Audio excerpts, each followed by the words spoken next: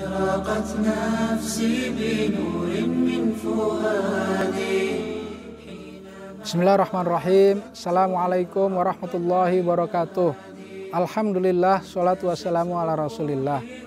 Ayah bunda yang dirahmati oleh Allah Subhanahu wa ta'ala, satu di antara keteladanan Nabiullah Ibrahim alaihissalam yang telah ditunjukkan kepada kita adalah bahwa Nabi Ibrahim seorang visioner, orang yang selalu berpandangan jauh ke depan, orang yang selalu punya perencanaan, orang yang punya mimpi-mimpi indah masa yang akan datang, orang yang selalu memikirkan nasib anak keturunannya di masa yang akan datang, orang yang selalu memikirkan nasib bangsa dan negara serta keumatan di waktu-waktu yang akan datang. Maka banyak sekali doa-doa Nabi Ibrahim yang selalu terkait dengan masa depan. Subhanallah. Salah satunya di dalam surat Al-Baqarah ayat 124, Nabi Ibrahim dideklarasikan oleh Allah sebagai calon pemimpin di masa depan. Tapi kemudian Nabi Ibrahim tidak kepingin sendirian. Dia ingin juga nasib anak cucunya sama diberlakukan oleh Allah seperti dirinya.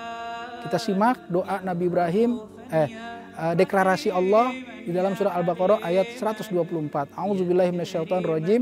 Wa idzi batala Ibrahim rabbuhu bikalimatin fa'atammahun qala inni ja'iluka lin-nasi imama qala wa min dzurriyyati qala la yanalu ahdidz zalimin.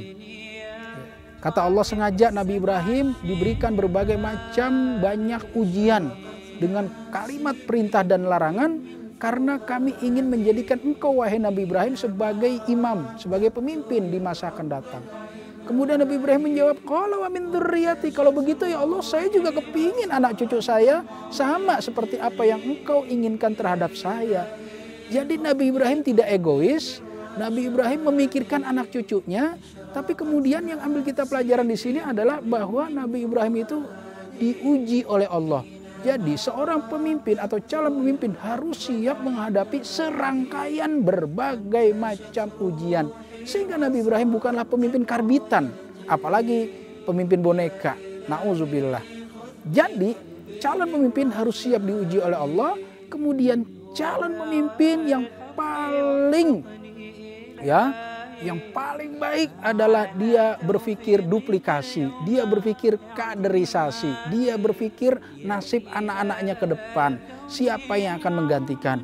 Jangan sampai ada lagi di antara kita misalnya menjadi seorang tokoh terus meninggal dunia, kemudian orang sekitar kita menjawab sulit sekali cari gantinya lagi seperti dia. Ya Allah, kayaknya kalimat sanjungan, padahal itu kalimat negatif.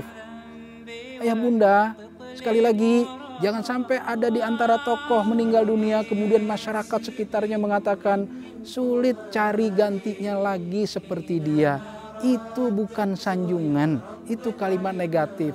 Apa yang terkandung di dalamnya? Yang terkandung di dalamnya adalah si tokoh itu gagal mengkader. Nah, gitu kan? Si tokoh itu gagal menduplikasi. Si tokoh itu gagal menyiapkan generasi pelanjutnya. Jangan lagi seperti itu.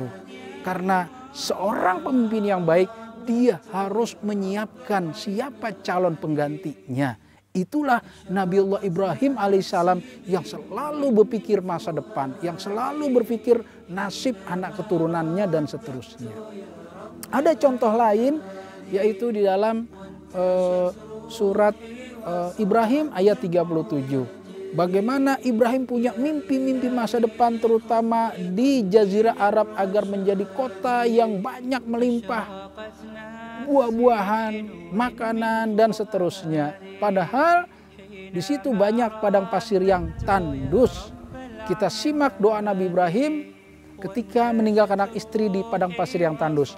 Rabbana inni askantu min dzurriyyati biwadin ghairi zi zar'in inda baitikal muharram Rabbana liyuqimus shalah faj'al af'idatan minan nasi tahwi ilaihim warzuqhum minats thamarati la'allahum yashkurun. Ya Allah, saya tinggalkan anak istri saya di sebuah lembah padang pasir yang tandus, ghairi zi zar'in.